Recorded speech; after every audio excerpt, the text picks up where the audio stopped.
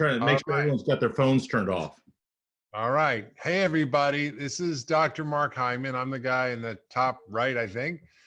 And welcome to our webinar on a functional medicine approach to coronavirus and COVID-19. I'm so happy that you're all here listening with me. And we're going to have a good time, even though it's a tough subject. We've got an extraordinary panel of experts and doctors here who I've known for decades and who are all my colleagues at the Ultra Wellness Center and have been working on the front lines of chronic disease for decades and teaching people how to create health using the principles of functional medicine. And we're all today coming to you live from our own respective socially isolated homes, but all colleagues at the Ultra Wellness Center, which is in Lenox, Massachusetts. You have Dr. George Papanicolaou next to me on the top. Hi, George. Hi, Mark. How are you today? And George is an incredible physician. He's recently joined our team, but he's an experienced physician. He's been doing functional medicine for a long time and is just an extraordinary doctor who has helped so many of our patients to recover from so much chronic illness. We have Dr. Elizabeth Boham right under George, who's a physician who's been my colleague at the Ultra Wellness Center for, nearly 15 years now. And along with Dr. Todd Lapine, who's also been with me for decades. We actually started working together at Canyon Ranch in 1996, right? Long time ago. Many moons ago. He was already into functional medicine. He's a brilliant doctor, as well as Liz, who's a nutritionist and an exercise physiologist. They both are teachers in functional medicine around the world. You've probably seen them at conferences. They're contributing greatly to the field. And I'm so happy to be able to actually get on with all of them to be able to answer your questions and have a conversation about a coronavirus and COVID-19, which is a disease caused by the SARS-CoV-2 virus. So as you can imagine, this is a tough time for everybody. And I think healthcare providers are, on the front lines and they're our biggest heroes today. And we are not on the front lines in the acute treatment as many of our colleagues are. But what we'd like to do today is to take you through an understanding of where we're at with this pandemic, what you should know about how to protect yourself and your families, and what you can do to contribute to the solution of getting over this pandemic with the least amount of suffering, the least amount of hospitalizations, the least amount of deaths, and do it in a way that is good for you, your family, and also everybody in the country, because we're all in this together. Even though we're all socially isolated or distanced, we don't have to be socially isolated. And we have to understand that the collective action working together is what it's going to take to solve it. Some of that means taking more care of ourselves, because the healthier we are, the less likely we are to get sick, the less likely we are, if we do get sick, to get very sick and need hospitalization, and far less likely to die. And I think I want to share a few statistics about where we're at today. Every day it's kind of terrifying. You see this exponential rise of cases in the United States. Today, we're seeing increasing actual rates of spread and death, even with the social distancing. And that's because we got far behind the 8 ball on this. South Korea was very early. They had their first case the same time we did, but they got very early in the game, focused on extensive testing, case tracking, and isolation of contacts and cases in an aggressive way that led them to really what we call flatten the curve. So there wasn't this explosion of cases. I looked at the numbers yesterday. We had about 174,000 cases. They had 9,700 cases, and they started with the same case load on the same day as we did in January. So I think that speaks to the effectiveness of some of their strategies, which we didn't employ, unfortunately. So we're playing catch up.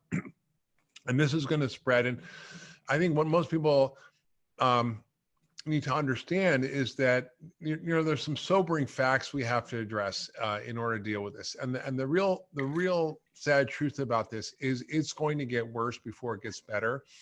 In order for us to deal with it, we have to take care of our own selves and our own health, because if we do, we're going to burden on the healthcare system, which is already buckling under the load of the cases in the hospitals and the ICUs. Now, there's this bit of a silver lining, because what we now know about the people who get really sick is that they are unhealthy.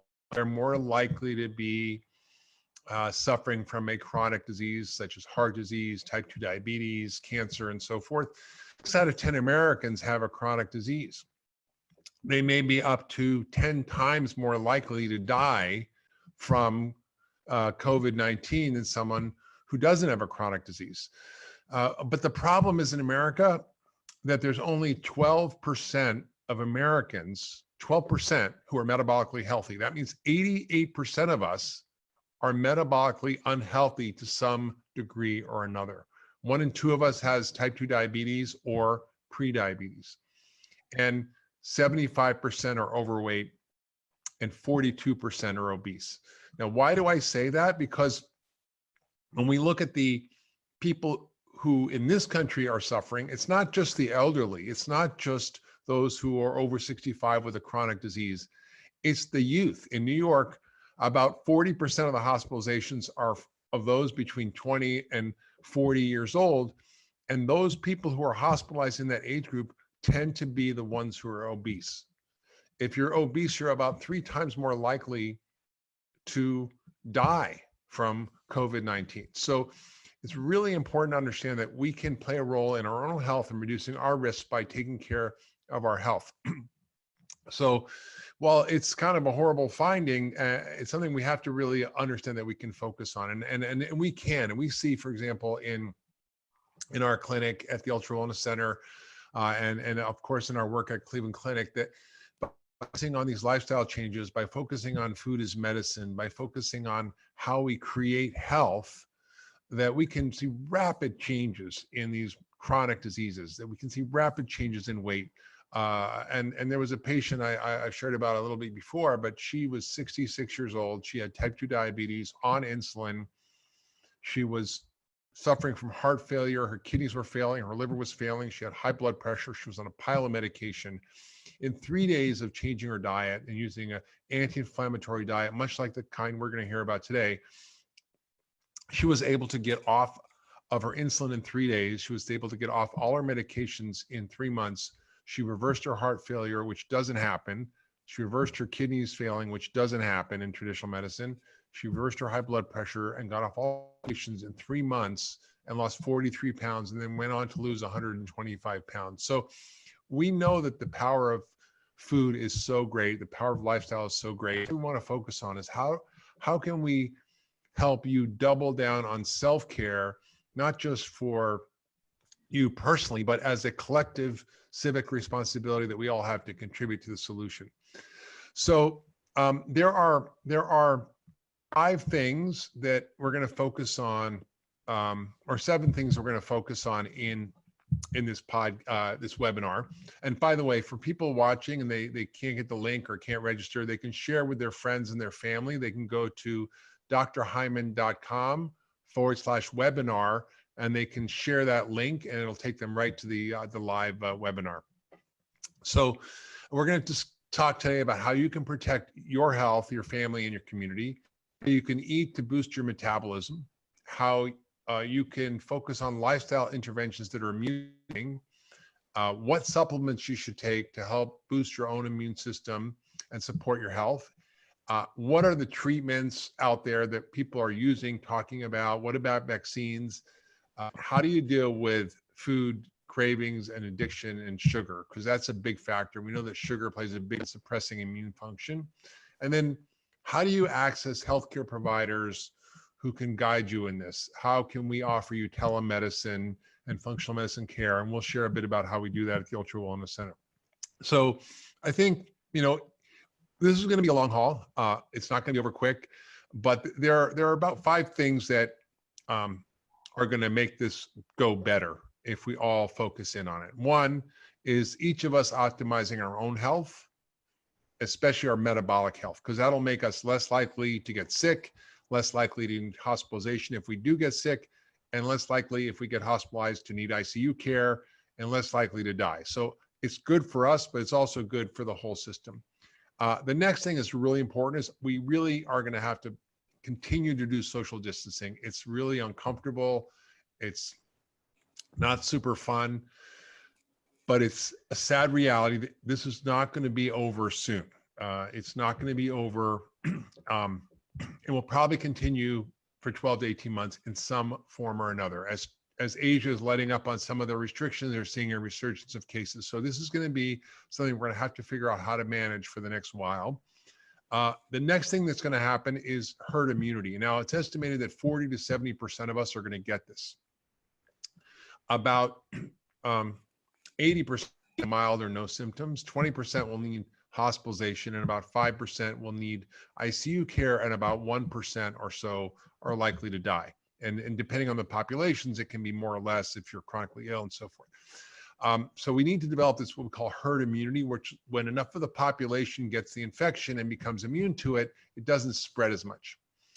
And then hopefully, well, the fourth thing is we'll get a vaccine, but it's going to be probably 18 months off.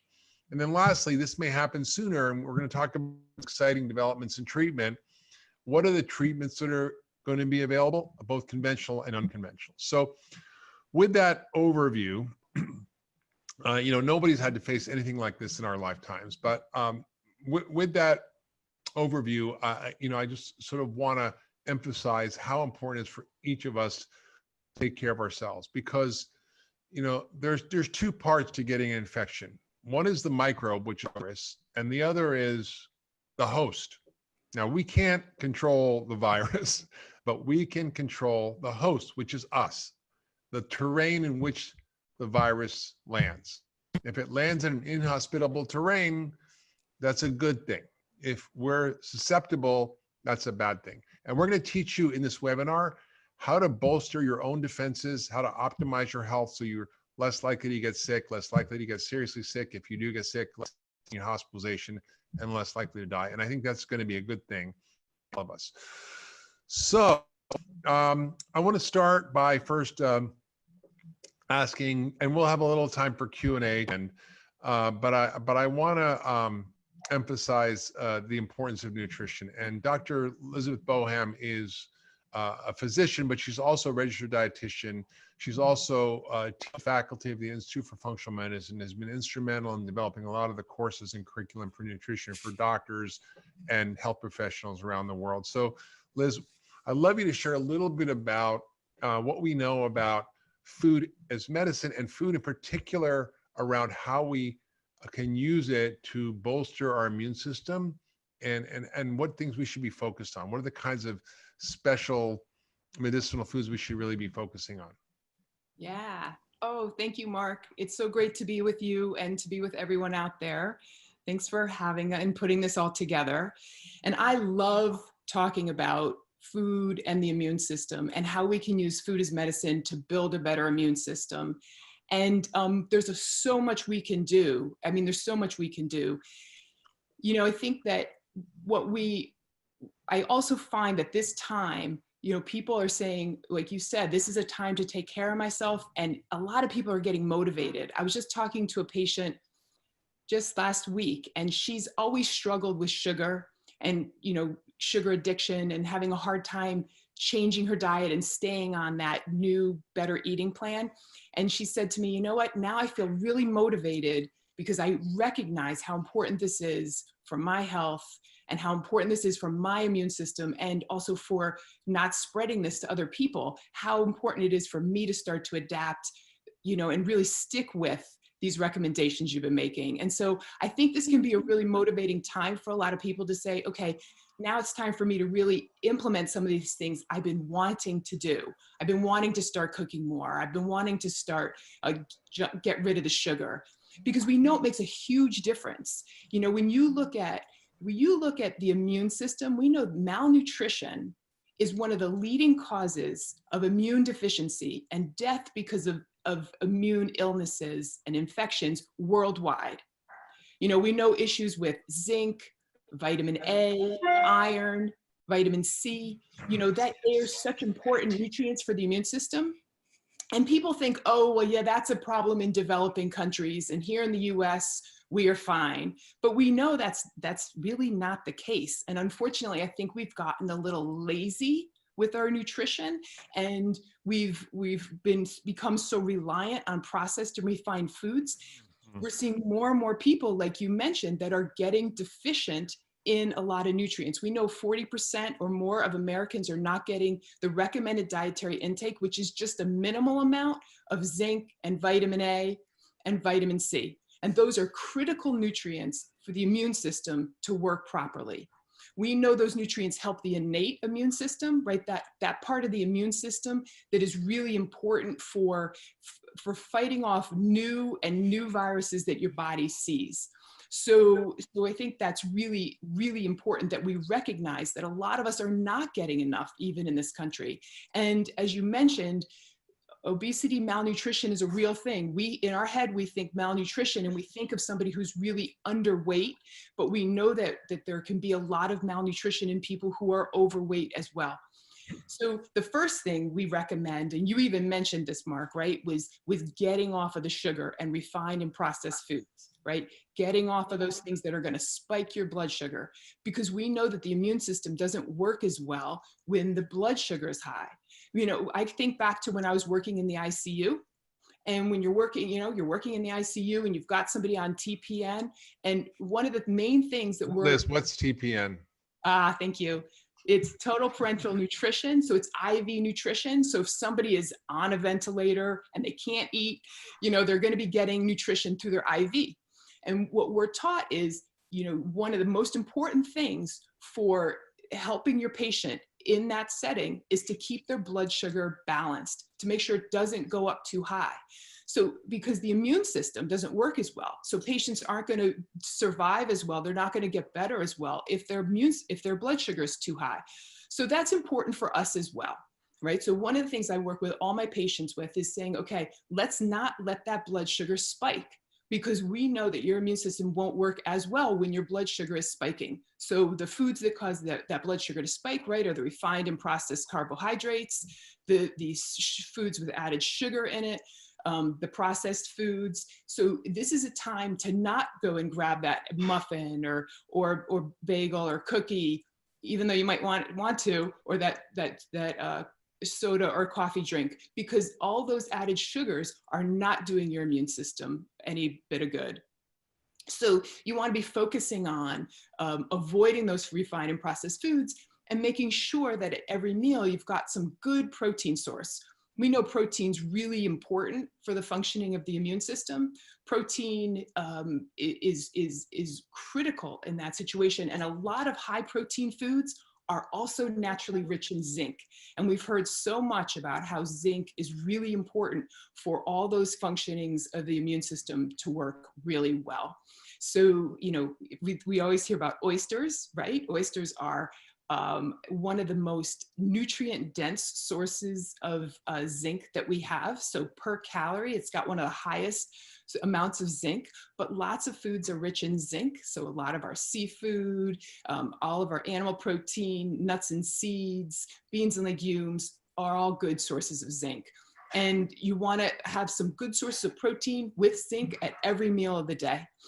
You want to, of course, be focusing on those vitamin C rich foods. Those are all of the citrus, right? But also the green leafy vegetables like spinach. And we know broccoli is rich in vitamin C. And we know that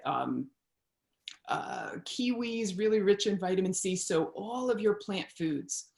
We know that plant foods are also contain a lot of really magical components in them. Those are those phytonutrients. Those are the components in your plant foods that actually help the plant survive in nature.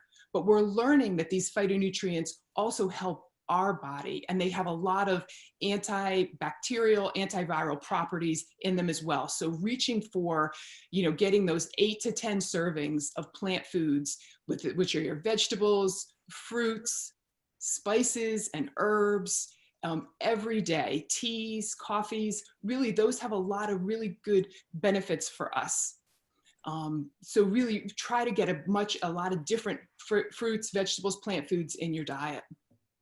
One of the things we see, we do see some deficiencies in things like vitamin A that can cause an impact and worsen the immune system.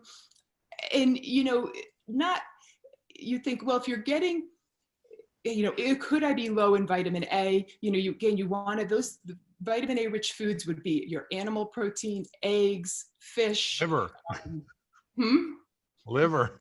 Liver, exactly. Liver is really high in vitamin A, and it that does help the immune system as well. So there's so much we can do every day, and this is a great time, like you were mentioning, Mark, to say, okay, I'm gonna try some new recipes. I'm gonna try some new foods. I'm gonna incorporate more and different vegetables and plant foods into my diet. We do see some zinc deficiencies, right?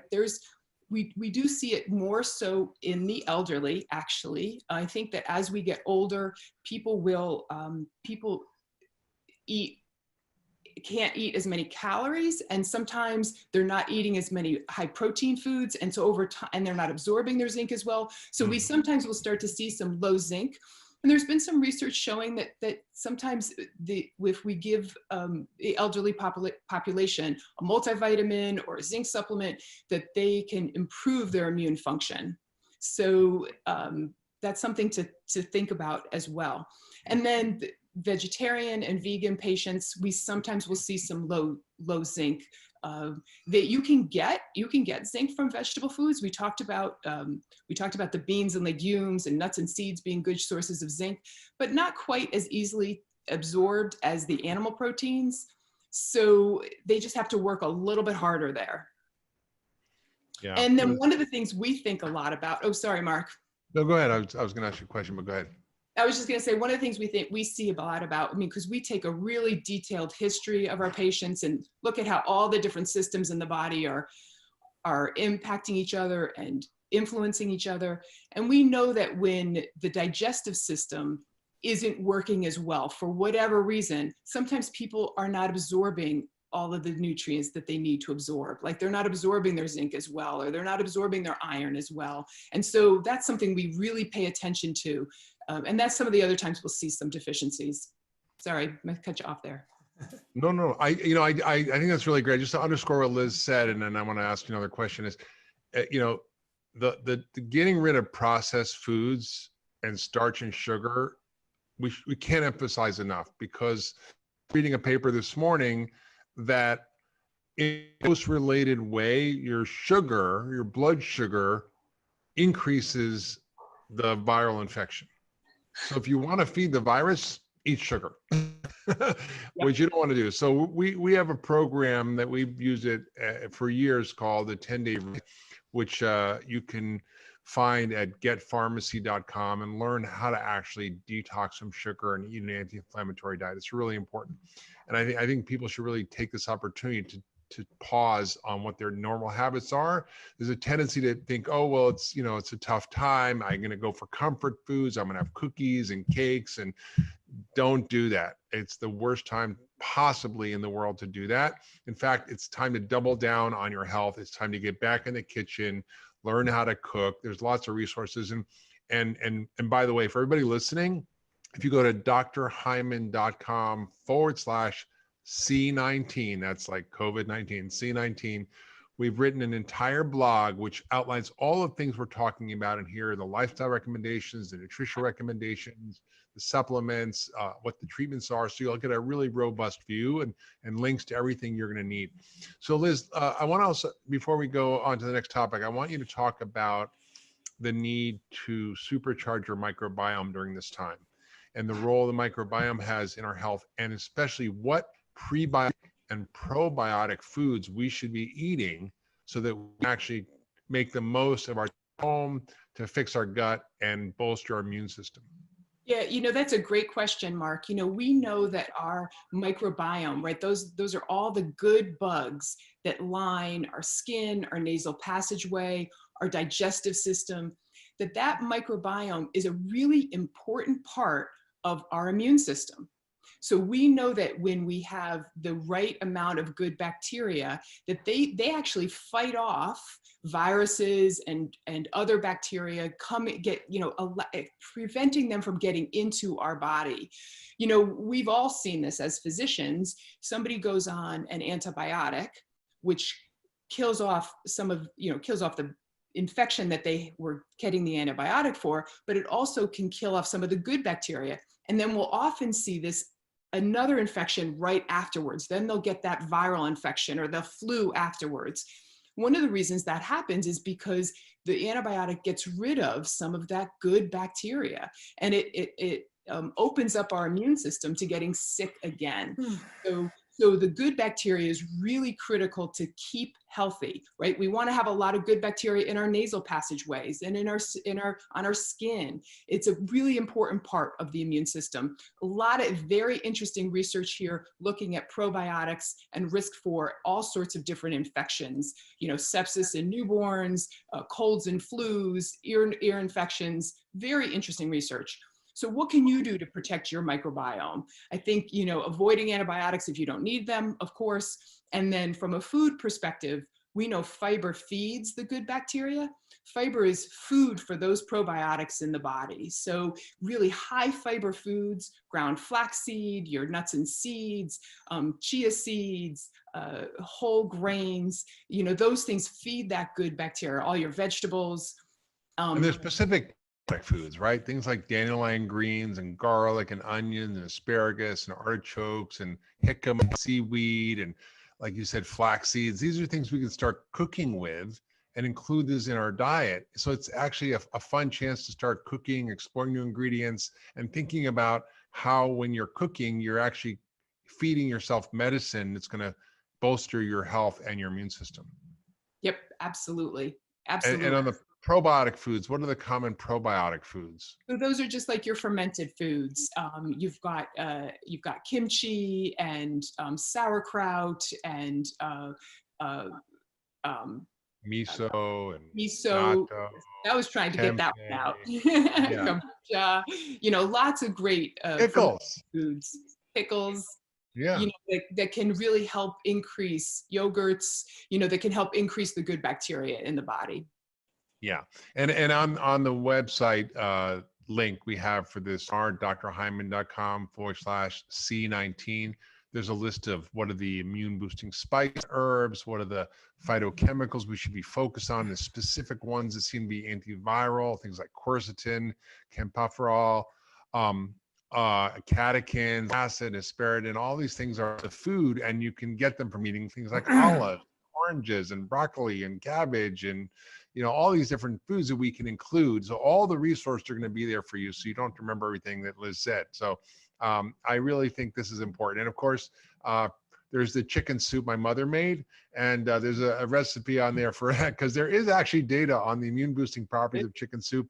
And I have an upgraded chicken soup recipe, which I put on there for you. That's a little twist on my mom's Jewish chicken Jewish soup. penicillin, right? That's right, Jewish penicillin. All right. So thank you, Liz. We have a lot of questions. We're going to get to those as we go through this. I want to cover the bases first. The next is immune boosting lifestyle interventions. So, George, can you take us through the role of various lifestyle interventions and how they play a role in our immune system and how we need to pay specific attention to them in this time? Sure. Yeah, and it's a very difficult time, and for none of us predicted that we'd be here, and the disruption in our lifestyles is being felt by everybody.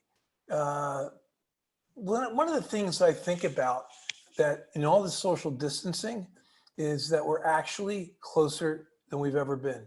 And we're doing it by using these tools, these IT tools, these online tools, Zoom. I've actually spent more time talking to old friends. I've made it a commitment to myself to call 3 people every day, and some people I haven't heard for a long time.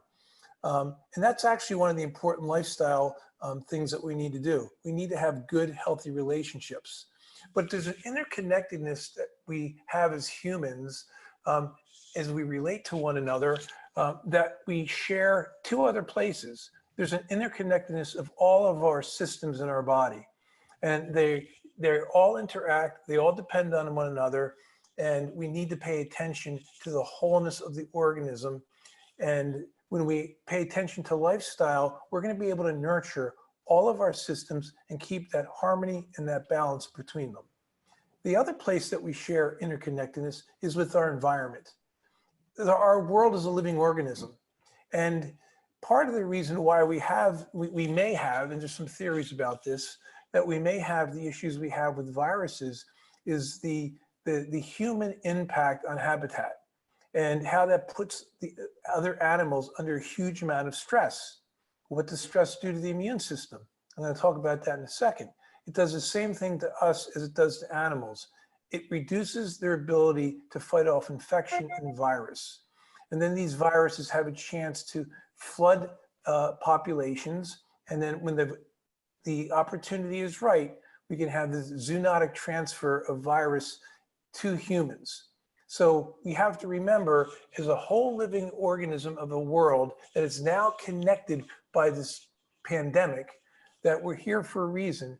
And I hope in a post-COVID world, we understand that and we start to do things differently in our environment and the way we as humans interact with that environment. So now that I've talked about interconnectedness on a global level, and I've talked about it on an internal level, what can we do personally to improve our health? And I'd like to go first to relationship. It's really important to have good relationship. And we're now social distancing. And I think being apart from people, I know I miss my buddies. I miss Mark, and I miss Todd, and I miss Liz, and I miss all the other staff at the Ultra Wellness Center. And I feel it. When you don't have good relationship, it can impact you short-term and long-term. When we did our Broken Brain series, I remember that it was 10 hours of really deep science, and some of the brightest minds in neurobiology, when they were asked, what are the top 5 things we can do to improve our brains and age them well? In that top 5 was having good relationships. It may have been, for some of them, it was the number one thing. You have to have, we are relational people. So during this time, in a safe, social distancing manner, try to make sure that you keep your relationships healthy. Everybody's in a house together. You're going to start to... George, what you're saying is love is medicine. Love is medicine, brother. Love is medicine. Yeah, and we need, and this is an opportunity to learn how to love each other more, because we don't have, I have all my kids home from college, and, believe me, I have to practice love, but I'll tell you, it's changing everybody, and there's a lot more peace in our home when we focus on caring for ourselves and the people around us that are in greater need. So relationship, and one of the best things you can do for relationship is help other people. And this is a great time to find ways to reach out to your neighbors in your community and to help where you can. And that will bring peace to your soul as well. George, can you dive in a little bit of some of the practical things around exercise, sleep, and meditation, the role they play in our immune system? Sure. So one of the things is that I talked about is stress. And when you're under stress, it can really have an impact on your immune system. It can reduce the number of white blood cells that are able to fight infection. And we certainly don't want that. So what do we do to eliminate our stress? Meditation. So meditation has been proven to boost the immune system. It has been proven to improve our overall health by the benefits it has on our brain, the benefits it has on our ability to get good sleep. And so when you get good sleep, you're able to boost your immune system. Some of the things that we know is that if you're under stress, it increases your susceptibility to virus. There was a study that showed that when volunteers were injected in their nasal passages with the virus, only the ones who scored high on the stress questionnaire actually succumbed to the virus. So this is a time that you can learn to do some meditation. Meditation will not only play a benefit now in boosting your immune system, but it will also play a benefit for you, particularly with your brain as you age. One of the other things that we focus on when people come to our practice, I will tell you. George, I'm going to interrupt for a sec. So just for those joining now, I just want to introduce everybody again because people might not know who I'm talking to. And this is my all-star team of doctors. We've got George Papanicolo on top. Next to me, he's an incredible physician, part of the Ultra Wellness Center team. With Boham and Dr. Todd Lepine. All of us have been working together for a long time, many decades. And I think, we probably got more collective experience in functional medicine with complex, difficult patients any place in the world. We've been doing this for a long time, and we're all faculty teachers of this incredible system of thinking about how we create health using functional medicine. So sorry to interrupt, but I just thought for people just joining, they might not know who we all are. I'm like, who's that guy over there? So, right. Yeah. So, well, welcome everybody who just got on. So I was just finishing up on meditation and yoga, and just really taking that time to relax is very helpful. And you can do that by yoga, you can do it with meditation, you can do it with simple deep breathing, you can do it with hot baths, and you can do it with massage. And this is a good opportunity to do that during our isolation periods of time. So when people come to the Ultra Wellness Center, they come with really complex disorders oftentimes. And we have this thing we call the matrix. And we use that matrix to look at all the problems. But at the bottom of the matrix, at least in my mind as I create it, are all the lifestyle practices that they have. And for all the interventions that we have at our disposal, the most powerful ones are the lifestyle interventions. Yeah. So I've already talked about meditation and yoga, and I talked, and having a relationship.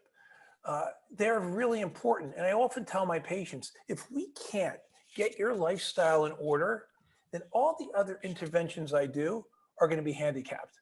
And we're going to have a really hard time getting you where you need to be. So moving on, I want you to understand these are really important. So when I just say like it's important to exercise, yes, it's important to exercise. Mild to moderate exercise, 40 to 45 minutes a day will boost your immune system. But if you overexert, then you're going to decrease your immune system. So be careful to balance it carefully.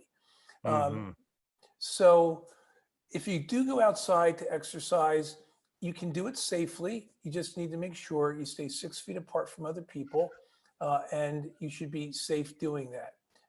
The other area that is very important is focusing on sleep. Sleep is really critical. Again, it speaks to what happens when you sleep. It allows your body to recover. It allows your body to remove toxins, particularly in your brain. You have a lymphatic system that needs to remove all the toxins. So if you're not sleeping well, then you're definitely going to have difficulties with maintaining mental clarity, maintaining your overall health, and it will also make it harder for you to handle stress of daily life, which is really important. It's to limit. That's so great. Yeah, and I know that these things sound like the everyday typical things, but we work really hard with our patients to improve those areas. The last thing I wanted to mention is that it is springtime, and gardening can be a wonderful thing. And I know I've started gardening 2 years ago, and it was something that has really changed our lives. And some people say when therapy is too expensive, garden. then garden, and you'll get tomatoes with it. So gardening will put you out in the sunlight where you'll get lots of vitamin D, which is a definite booster for your immune system. You'll get physical activity, which we already talked about, will definitely improve your immune system. You'll be working in the soil. You'll be working and moving, and actually working with your hands in the soil. There are some studies that show that reduces stress and can improve. And when you reduce stress, you're also going to improve your immune system. It also fixes your microbiome, right? So you play with dirt and you get eat dirt, eat dirt and live. Yeah, you know, by the time we're 3 years old, most of us have eaten about 1.5 pounds of dirt. So as an adult, you can just play in it. You're done eating it. So these are some things that you can start to employ. This is a really good time. And this will be my last comment on these. These are lifestyle habits. Habits can be very hard. And now that a lot of us are at home and this is a time to reestablish ritual and habit. When we do that, we can hopefully take these, you know, once this is all over, into our future life to live healthier, but it also will bring us a benefit now. It will, and disciplines help bring calm and stability. And certainly during this pandemic, we're all looking for a little of that. Well, thank you, George. That's great. Just to underscore the importance of these things, these are all medicines. Exercise is medicine, sleep is medicine, relationships are medicine. Well, they can be. And so we have to really double down on these because they will all help our immune system. Things like meditation is medicine, yoga is medicine. These aren't just sort of trite sayings. They literally act as biological forces in your body to support your health and particularly your immune system. So this is now more than ever a time, particularly when we're all struggling. And in the links in the blog with this webinar, drhyman.com/C19, and you could try capital or small letter. I think it should work 19. There's links to methods for meditation. There's strategies for links to exercise programs. There's strategies for sleeping better. So there's all these resources that we provided for you to help you actually implement the things we're talking about. So thank you so much, George. Now, Todd, I'd like to kind of move on to you and have you talk a little bit more about some of the role of and I think there's so much controversy. I'm seeing so many questions here. People want to know doses. People are asking about vitamin D and the ACE2 inhibitors, and so there's so many different questions. The truth is, in my view, we don't really know that much about COVID-19, period. But we do know about nutrition. We do know about the role of these nutrients in overall immunity. We know about their role in other viral infections. We know about their role in other SARS infections, like SARS-CoV-1, which was another SARS infection, and influenza. So I try to extrapolate, and I think, Todd, I'd love you to dig into what are the top recommendations that people should be focused on, and then what is sort of the second tier want to really amp up, or if you're sick, what can you do? Can you go through that with us? Sure, I would love to do that, Mark. I also I put together some slides. If I can do a share screen. I can sort of show everybody my perspective on the COVID virus and why people are on this webinar because they're afraid. And what I'm going to hopefully do is show people what is the virus, what does it do that causes such problems in some people, particularly as you mentioned, people that are overweight, people that have other multiple illnesses. But the interesting thing about the virus is the virus by itself is really not that bad, especially in younger people and people who are healthy. And I want to sort of get an overview to sort of show everybody, why that is and how we can modulate our immune system. Not so much that we have a stronger immune system, but I would call a more intelligent immune system. So let me just go ahead. I'm going to do a share screen. I'm just going to go through a few slides. I want to sort of highlight from a sort of a bird's eye view. Let's see here. Okay. All right. So basically, this is taken from a paper called Into the Eye of the Cytokine Storm. And the thing that kills people in a COVID infection is what's called a cytokine storm, where these molecules that are in our bodies sort of take over and destroy all of the tissue. And it's not really the virus itself that causes the problem, it's our immune response to the virus. Yeah. And there's an analogy that, viruses, they'll break into your house, they eat your food, they use your furniture, they have 10,000 babies, and then they leave the place trashed. That's really what we're having when people are having adult respiratory distress syndrome. And not everybody gets that, but only particular individuals. And the big question is, what's going on in those individuals that's causing that problem? And just like when you have a tornado, you have the eye of the storm where it's really quiet. And what happens with the COVID is that there's a certain period of time when it's sitting in your body and it's silent. That happens for like 2 to 4 weeks. And that's when you can spread it to other people who are more vulnerable to the infection. So there is definitely an eye of the storm when it comes to COVID. This is a paper, I'll put some links later if people want to read it. Excellent paper talking about how the cytokine storm is this massive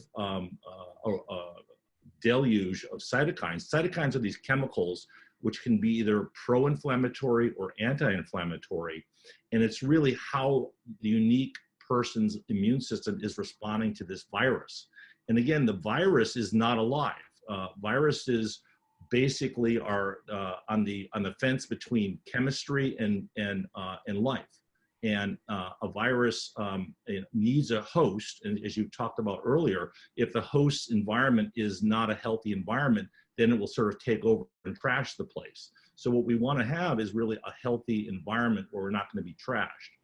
Liz brought up the great aspect of nutrients and how nutrients play such an important role. Specifically vitamins A, C, E, the B vitamins, zinc, selenium, and these are what we call trace minerals. And what we need to realize is that in today's world, diet alone may be insufficient for having these micronutrients in our diet, and it may also be related to age. And sometimes just taking a good multiple vitamin, multiple mineral can play a huge benefit in patients' overall immune system. That's right. Yeah. One other thing, as I sit here, I'm drinking my nettle tea. Stinging nettles is a fantastic way of modulating the immune system. There's, let me go back there. There's a variety of different papers that talk about how stinging nettles reduce inflammatory cytokines. If people have allergies, we use this oftentimes in our practice. We combine this with quercetin, and this helps to calm down the immune inflammatory response, especially as it comes to conditions like viral infections or allergies. And then one other thing in terms of supplements is, and Mark, you probably have used that. I think everybody in our practice has some of these new compounds. There's no literature on this in COVID, but I've had some incredible success using the SPM or specialized pro-resolving mediators. These are compounds which are actually metabolites of the omega-3 fatty acids, which we find in cold water fish. And there are various supplement companies that make these. And these potentially can play a huge role in helping to downregulate a systemic inflammation as it comes to the inflammatory response or over-inflammatory response to the COVID virus.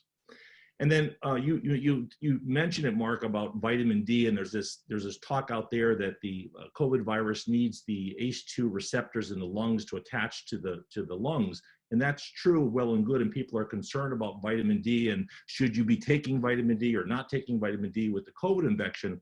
But my point is that it's not the virus that kills you; it's your immune response or your immune over response with the cytokine storm that's really causing some of the damage. And multiple studies have shown the benefits of vitamin D in multiple viral infections, bacterial infections, at downregulating the immune system and keeping things calm, especially when it comes to respiratory viruses. And always remember, vitamin D is the sunshine vitamin. Way back when we used to treat tuberculosis by putting people out in sanitariums and putting them out in the sun. So a low vitamin D level is really more of a biomarker of sunshine deficiency. So even though we're all in social isolation as there's spring, get yourself outside, expose yourself to the sun. And then vitamin D also helps with suppression of the hyperinflammatory responses, which may be beneficial in preventing immunopathology as it relates to infections like the COVID infection. Again, can I interrupt you for a sec? Because I think there's some people listening who are hearing that vitamin D should not be taken with COVID-19, and it's based in one particular action of vitamin D, and there are literally thousands of actions of vitamin D in the body. They are very complex. And it has to do with this receptor called ACE2 that the COVID virus actually uses to get into the cell. And vitamin D theoretically could upregulate this receptor, making it easier for the virus to get in the cell. This has not been proven, and it contradicts all sorts of other research on the benefits of vitamin D in viral infections, in immunity, and even an interventional trial that I saw in China where they used 10,000 units of vitamin D plus intravenous vitamin C and saw rapid resolution of patients who are severely ill with COVID-19. So I think there's a lot of noise out there, and unfortunately, it's a lot of it's not true. And I think thank you, Todd, for clarifying that.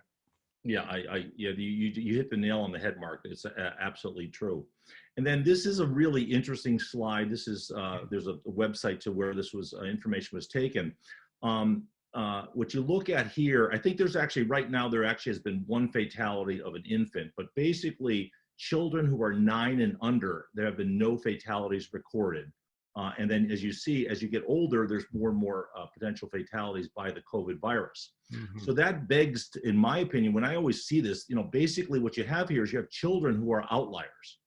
And remember, just sort of, actually all of you probably have plenty of time. So just, tonight, go to your Netflix and watch the Andromeda strain. If you remember what the Andromeda strain, do you remember how they actually solved the problem? Because there were two people or two individuals that they made an observation that survived. One was the alcoholic with the sterno, and the other one was the infant. And it was related to oxygen, and the virus was actually killed by oxygen. And that's how you can sort of see it. So this sort of begs the question, what is it about infants or young kids that really makes the difference here? And this next slide actually shows a potential for one of the potential mechanisms is melatonin is very, very high in youngsters. And always remember, melatonin is the hormone of darkness. Our bodies secrete melatonin in darkness. And most of us nowadays, what do we do at nighttime? We're on the TV, we're on the computer, we're on our iPhones or iPads, and that light from artificial light suppresses melatonin. So one of the things, in addition to what George was talking about and Mark, is getting good sleep, but also make sure you're not exposing yourself to light at night because that's going to suppress your melatonin. If you have low melatonin, it's probably not going to hurt you, but taking some melatonin potentially can have a benefit with the immune system and also as an antioxidant. And then I'll just briefly mention, because at the Ultra Wellness Center, we actually have some other therapies that we use, including peptide therapy, and there's specific peptides. This one in particular, I think, is actually, there's some pretty good literature on this. And this also ties back in with the young infants, is the one thing that distinguishes the young people from the older people is the function of the thymus gland. So the thymus gland sits right in below your thyroid gland. And as we get older, the thymus gland sort of involutes, it gets smaller, gets filled up with fat, and it doesn't work as well. And this particular peptide, based upon my reading of the literature, is one of the potential very useful tools at modulating the immune system in infections such as COVID. This is a slide which I just put together on the easy immune hacks. I think George pretty much went over this, which is getting good, deep restorative sleep, focusing on meditation, whole food, nutrition, exercise, limiting alcohol, hydrating, and then the vitamins, which Liz alluded to, vitamins A, C, and D, and then we used to also put in vitamin L, which is vitamin love, or social connections with your friends and family, zinc, and then other phytochemicals, things like quercetin, elderberry, and I always make the joke that elderberries are berries for the elderly. Elderberry is one of those compounds which has been used for a long, long time that can help with modulation of the immune system and help to fight off viral infections. And then which are the beneficial bacteria. When we're eating those fibrous foods, garlic, onions, leeks, flax, etc., we're feeding those beneficial bacteria in the gut, and that's the way to really hack your gut immune system. And then lastly, I will sort of end right here, is you want to be like this little piggy. And for those who don't get this, because some people, I've shown this to some people and some people don't get it. Remember when you were a little kid and your mom or dad, took your toes, and this little piggy went to the market and the second little piggy stayed home. So for the next month or so, we need to be staying home. So I'll go ahead and end there. And Thank you, Todd. That's fantastic. I think Awesome. that I really appreciate that. I think you answered a lot of questions people have. What that people expressed in the questions was, don't vitamins not get absorbed and just make expensive urine? And I always answer to that is, why water? Because you just urinate. So it's stupid to drink water because you're just going to pee it out. Well, your body takes what it needs and gets rid of what it doesn't need. So there's ample data that nutrients that you consume, if they're the right nutrients in the right forms, in the right doses, do actually get absorbed, make a difference, and impact your health. And we've been practicing at the Ultra Wellness Center nutritional and functional medicine for decades, and we look at their nutrient levels. We see people who are deficient, we replace those nutrients, we see them improve, we see their health. And it's not academic to us. We see this and live this every single day.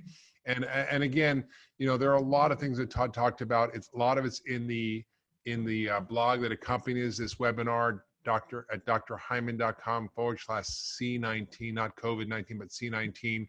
Also in the blog, there's lists of exactly the doses. People are wondering about the doses for what multivitamin, what vitamin C, what vitamin D, what zinc, what quercetin, melatonin, what probiotic. What are the options out there for us? And we've made a list of those available. We go into detail about what they do and where to get the right ones, because it's not necessarily just anything you can buy at a grocery store or at a pharmacy. These are pharmaceutical grade nutrients that have great impact and are able to actually optimize your health and your immune system. So that's really it's really important. So thank you, Todd, for that. And I think the ideas about melatonin are fascinating. Vitamin D and vitamin C and zinc and a multi. You don't have to go crazy, but I think there's some basic stuff that we should all be taking at this point. And then I want to just take a couple of minutes to talk about some other things. Some functional medicine practitioners say, yeah, we all know that food and exercise and sleep and all this stuff is important, but it's important for people to understand that these are immune modulating for people who aren't medical professionals. And for those of you who are, I want to talk for a few minutes about what we do know, some treatments. And there's traditional medicine treatments, and there's also some innovations that are happening, which I personally believe are to be, if we can study these, if we can scale these, to be an enormous weapon in our arsenal against COVID-19. I mean, better than anything else that I think is out there. So the things that are being discussed now are certain Plaquenil or hydroxychloroquine, which is an old malaria drug, and azithromycin, which is an antibiotic, when combined, seem to have benefit and reduce bad outcomes. Again, they're very limited. We're very early. There's no large randomized trials. We're sort of guessing here based on mechanism, based on people trying stuff. Everybody's trying everything because people are in the hospitals, are sick, they're dying, so people are desperate. So I think it's something to think about, look at. We shouldn't be hoarding this stuff. We shouldn't be taking it as prevention. They do have side effects. There's a drug called remdesivir, which is an antiviral drug that was used for Ebola. Wasn't approved, but looking at it for this as well. There's another interesting therapy people are talking about, which is convalescent plasma therapy. Now, one person asked, how do I know? I think I had it. I wasn't tested. How do I know if I had it? Well, very soon we're going to be offering antibody testing in the Ultra Wellness Center. We'll be able to offer it in April. There's tests around the country that are being introduced to look and see if you actually had it by measuring your immune response or your antibody levels. But what you can do, and what they're doing, is they're taking these people who've had COVID-19, they're taking their blood out, they're spinning it down, they're extracting the antibody, and then they're injecting them into people who are sick and seeing great improvements in their outcomes. Or for healthcare workers, for example, it's like passive immunity, like breast milk, where you get your mother's antibodies, where you can inject it into a healthcare worker to give them immunity, a passive immunity against the virus for sure. So these are the kinds of things that are being done. And then there's drugs that are cytokine blocking drugs. Todd talked about these cytokine storms, which are really the thing that kills you. It's not the virus, it's your body's reaction to the virus. And that And there are drugs that block that. There are various kinds of immune modulating drugs that are out there. They're listed in the blog. Interferon B in Cuba, they developed interferon B as a drug which can really calm down an out of control inflammatory response. Vaccines, again, they're coming, but who knows how effective they'll be, and it's going to be 18 months. I mean, I don't think it's going to be any sooner than that. And then there's some other therapies that people are talking about that are more used during the intervention to keep people alive. But what I'm really most excited about, and this is really want to spend a few minutes on, is two therapies. One is vitamin C intravenously, and the other is ozone. Intravitamin C is something that was studied in China in response to the virus. And in early studies had really amazing results. It's actually something that's been studied in this country in sepsis or overwhelming infection in ICUs and is found to be effective. And now, as of yesterday, there were 4 hospitals in America where they had protocols for using intravenous vitamin C, and they're seeing significant benefit. I think this is going to be a therapy that is going to be very, very effective and help these patients who are acutely ill. And it also can be used as an immune support and preventive. The last thing I want to talk about is ozone. And for those of you who are like, ozone, what's ozone? That's like the ozone layer and what's all that? Well, you know, it's a gas. When the lightning strikes and you smell that fresh smell, that's ozone created by the power of electricity into oxygen and creating O3. Now, ozone is something that was recognized to be a potential medical therapy, and Nikola Tesla developed the first ozone generator. He was the guy who was behind a lot of these inventions. Tesla's named after him. And they used a lot more to deal with infections by putting ozone-infused gauze around the wounds to prevent the infection. It's very powerful against infections. I personally had experience with it. I almost died a few years ago, and it saved my life. And it really, I was in a cytokine storm, and it really stopped it for me. It's great for patients with chronic illness like Lyme and other things, and viral infections as well. The people who have been pushing this country went to Sierra Leone during Ebola, and they actually used it there to help Ebola patients. And now in Italy, it's actually approved as a therapy for COVID-19. So in the United States, it's not well recognized. The medical system completely ignores it. But I think it has a lot of potential if it's done safely and effectively. And there can be ways of doing it that are intravenously. There's rectal ozone, so forth. But I'm very excited about this new data from Italy, where they're showing rapid resolution of COVID-19 using ozone and intravenous ozone. And so I think this is something we need to explore here. We need to study it. And I think this is the time to do it. There are very few other therapies other than just support for these patients. So if this could be helpful, I think this is the time to start looking at it. So that's my personal view. I don't think it's widely held. I think there is concern about risks and so forth, but given the risk-benefit ratio of what we know about it, I think it's positive. So I'd love to sort of open up a little bit of questions and share some of the things that I'm seeing and just throw it out to the panel here. People are concerned about masks. Should we be wearing masks? Because one day we're hearing we don't need them and save them for the healthcare workers, and the next day we're hearing, well, maybe it's shedding virus in people who don't have symptoms, so everybody should be, actually doing a mask whenever they go out. Mark, I was actually doing some reading on that research. And so there has been research on masks, and the research isn't strong research, and it's mixed, but it shows a couple different things. That the masks, the concern about masks is that they will lead to people touching themselves more often. And we know that hand washing and not touching your nose or mouth or eyes are important. The concern is that the masks that we use in the public that are cloth masks will not protect people well. And studies show that they can be effective in protecting the person who wearing the person that wears the mask is going to have spit droplets, and if they don't have the disease, or if they have the disease and are asymptomatic, wearing the mask will protect other people. The concern has been that handling the mask, you're going to breathe in droplets that, if you don't handle it correctly, you're going to breathe in droplets that can give you COVID. Taking it on and off, you're going to forget to wash your hands, touch your face, the mask is already infected, and you're going to give yourself the COVID virus. When they looked at all the studies, what they found is that if you wore a mask, you had you reduced your chances of a viral infection by 55%. If you just washed your hands with no mask, you reduced it by about 65%. If you had a mask and washed your hands and used universal precautions, you reduce your risk for a virus by 90%.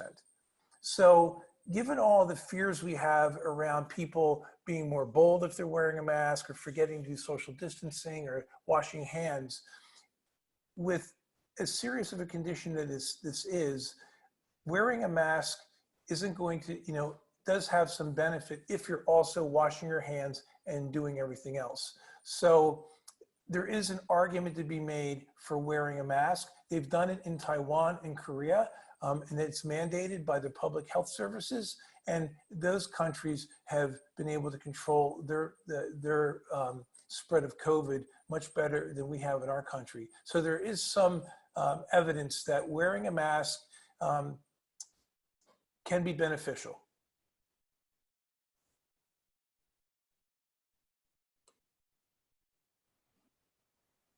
I think if you're out and about, I think, the trouble is that you are at risk of shedding if you're not aware, and people can, like, if you go, I went to the grocery store today, I don't know if I've got a latent coronavirus. Maybe I should have had a mask on, and I saw a lot of people having masks. I'm like, well, maybe I should have a mask. And I began to look into it. And I think, the first priority should be the personal protective equipment for the healthcare providers. It's unconscionable that we don't have enough and that they're not protected. In China, there wasn't a single healthcare worker after the initial couple that got sick because they had the right gear. We're seeing doctors and nurses go down. If they go down, our whole system's going down. So we should save it for them. But if there was enough to go around, I think when we go out and about, we probably should. I have a bunch of other questions. This is from Michelle. She said, I was diagnosed with a mild case of coronavirus. Once you get it, are you immune from getting it again? Good question. Anybody have an answer? We don't really, I think, have the information yet. I mean, there are some labs that are working on testing for antibodies. So they're assuming that if the antibodies, that you actually have documented antibodies, that you probably have immunity. However, Iceland's actually shown that they've actually been 40 mutations of the coronavirus. Most of the mutations are probably not significant. So I would say that if you have had it and it's documented by antibodies, you probably are immune. Yeah. I was listening to a podcast today from an expert virologist, immunologist, and he said there's been some preliminary studies that show there is immunity, and it may not be long lasting. We don't know how long it'll last. And, part of the way we're going to get back on track here is if enough people get it and get immune to it and they can go back to work, that's going to help. Somebody was asking about testing, and I think there's been a lot of noise about testing. We were late to the game in testing. The CDC said they wanted to do all the testing. They rushed it. The test wasn't very good. It slowed the whole process down. It finally went out to private labs to be able to develop these tests, and they're pretty accurate. Most of them are pretty accurate. We're having a little bit of a supply issue with the swabs and the reagents and the medium, but I think in an ideal world, everybody would get tested who was at risk or had symptoms. So, opposed to anybody who is sick, if you have any symptoms, testing is, I think, very important. And I think we can today rely on the reliability of the tests because I think that's really something we should be thinking about. There are a few more questions. What's the difference between this influenza and a bacteria, and do the recommendations work for all of it? Well, who wants to answer that? Say the question again, Mark. What was The it? question was, what's the difference between a virus, influenza, a bacteria, and does what we're saying work for everything? Well, I do think that what we do to build a better immune system, right, by taking good self-care and using this time to say, okay, I'm going to make the right choices in terms of my diet. I'm going to get good sleep. I'm going to manage my stress and do stress reduction techniques. All of that is going to help improve the functioning of your immune system and help against viruses, help against influenza, help against bacterial infections.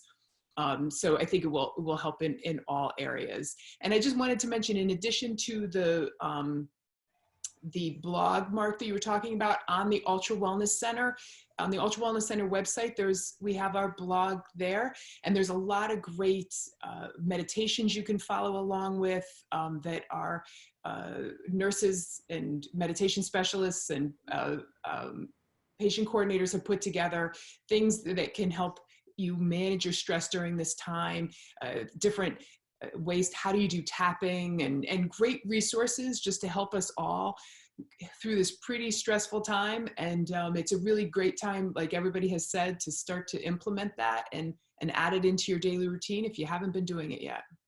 Yeah, and there was a few other interesting questions. One was, what about a leave and Advil, and what's the data on that? Anybody want to take that one on? From what my reading of the medical literature is, there's a potential increase specifically for ibuprofen. So probably avoiding the NSAIDs. Not sure of the mechanism for that, but I would probably avoid the NSAIDs at the time. I always tell my patients, I mean, those things are given usually for pain or fever, and fever is actually a really good thing as long as your fever doesn't go too high and you don't get a seizure. I think fever helps the immune response. So I've never been a fan for suppressing fever. Yeah, I think that's right, Todd. I think we know that fever is how the body kills the bacteria. And in fact, one of the treatments that's used in functional alternatives is hyperthermia for chronic infections, where they heat you up to 107 degrees. So I've had that done. Maybe that's why my brain's a little fried. I don't know. But actually, the other thing is that I looked at the data too, and it was a couple of case reports. It wasn't actually a very good study. And so I think people sort of jumped on this one article, and it really wasn't that impressive. And I've heard Anthony Fauci, who's the #1 guy in charge of this from a medical point of view, at the saying, there is no evidence that that's true. So I think, you shouldn't probably take it because of fever, but I think that's not necessary. The other thing that I think we should be worried about is the sort of lack of taking seriously our own health. I think if we don't take this time to stop and use it, because we're all home, have more time, we're all able to cook. We have to cook. There's no restaurants open. You can't, well, maybe you can get delivery some places, but it's a time for us to actually double down. And I think, really part of why we had this webinar was for you to understand the importance of these fundamental principles of functional medicine, of food as medicine, and the lifestyle supports, the supplements that can be helpful, to understand the landscape a little bit about coronavirus, and to take advantage of these things for your own health and your own well-being. And I think, just to reiterate a couple of them, this is a great time to do a sugar detox. It's a great time to actually reset your body, and it's so powerful and it's so easy. And we put together a program to make it easier for you to do. You just go to getpharmacy.com with an F, GETPharmacy.com, and you can get access to the program. You can read it. You can download the instructions free. If you want the upgraded version, you can get it. Also, there's resources on the drhyman.com/C19 page, which goes along with this webinar, for meditations, for exercise strategies, for sleep tips, for the supplements, for the doses, all the questions that people are asking. I can see the questions. There's a lot of questions because we have about 35,000 people listening to this webinar, believe it or not. It's all in there. Also, for those of you who do have a chronic illness, who are struggling with their health, who haven't put the time in, who want extra help, at the Ultra Wellness Center, we have this extraordinary team. It's not just us. We have 30 people there. We have nutritionists. We have great nurses. We have health coaches, meditation teachers. And if you want to learn more about how to get started as a patient, and we have switched over to telemedicine. So we're doing all virtual visits now. And you can sign up as a virtual new patient, and all you have to do is go to ultrawellnesscenter.com and click on the Get Started link. The link is also in the blog. There's also a link in the blog, so you can actually go ahead and check the article that comes with the webinar at drhyman.com/C19, and you'll see near the bottom, it says how to get started with a functional medicine practitioner. Just click on the Get Started link. It'll take you right to where you have to go. I just am telling you, we're going to get flooded. We're going to get to everybody's inquiry. We're going to reach out to you, and we'll figure out a solution. We're going to be doing group visits, nutrition-only consults, lots of other things. So we'll be able to accommodate you, but be patient with us as we try to get back to you after all this. Do you guys have any other closing thoughts or things you want to share? I would just say to people, don't be afraid. Fear is actually bad for your immune system. As George talked about, call up friends. This is actually a really, I think, a good time for us to sort of be a little more still, a little more quiet. We all have busy lives, and the financial ramifications of all this are going to be bad, but this is actually an opportunity. So I would tell people, don't be afraid. Work on your diet, work on your sleep, work on your relationships, work on your gut, and we'll all get through this. Yeah, I think I'd like to echo that. I do think this is a time that we talked tonight about self-care, but certainly it's also an important time to care for each other.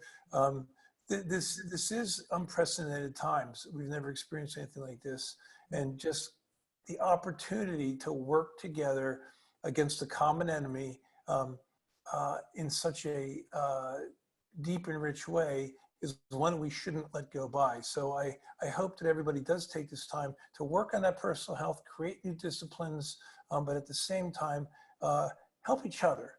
And I would just go right back to it, Mark. You're absolutely, love can heal many things. And this is a good opportunity for us to share that with our friends, our neighbors, and our communities. that's really true. And it's so impressive to see everybody coming together and embracing the social distancing to take care of our most vulnerable. And really, we don't always do that. So it is really beautiful to see. So it's really been great being with you all. Thanks, Mark. Yeah.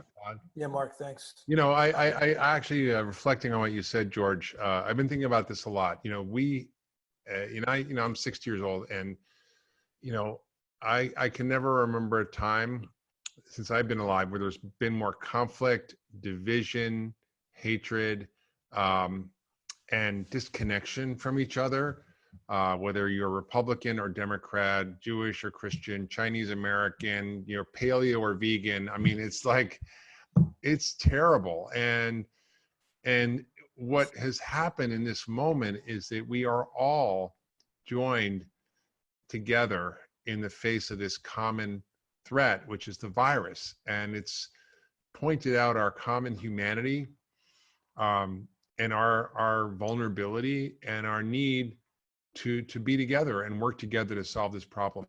There is no place on the planet that is spared. Maybe Antarctica, I don't know. Although a whole bunch of people just there, maybe. But I think borders don't matter, religion doesn't matter, races don't matter, political persuasions don't matter, dietary philosophies don't matter. We are all in this together, and I hope for all of us that we can reflect on this time where we have to come together to sort of work together to solve this problem. And I think it's an important moment in history. I think we'll look back on it and see the things we did wrong, see the things we did right, and what can emerge out of this. It's going to be a lot of pain and suffering, no doubt, but then I think we might emerge a little bit different, and I hope that's true. So I hope you stay safe. I hope you stay well. I encourage you to focus on your health, to learn from this provided, to connect with us if you want, and to get started on the road, because there's no better time to work together to get healthy for you and for the greater community, because we all depend on each other. So thank you so much for listening in the webinar. I'm sure we'll be back. We'll let you know. We got all your email addresses so we can communicate with you, and we'll share follow-up information and try to get to more of your questions. So thank you for listening and being part of the webinar, and we'll see you next time. Thanks, Mark. And by the way, my wife came up with a great new term, and we toast every night to thrival. It's sort of a combination of survival and thriving. So to Sir Thrival for all of us. Absolutely.